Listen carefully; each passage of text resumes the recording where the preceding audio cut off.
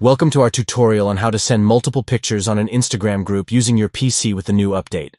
Instagram has introduced a convenient way to share images within groups. Let's go through the steps together. Step 1. Start by opening your Instagram account on your PC. Ensure you are logged in to access your account.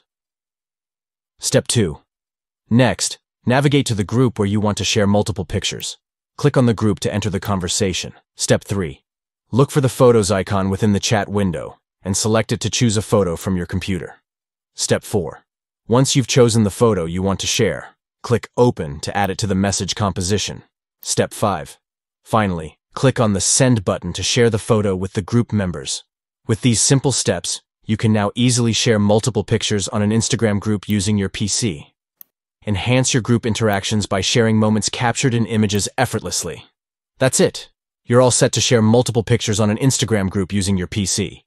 Give it a try and make your group conversations more engaging with visual content.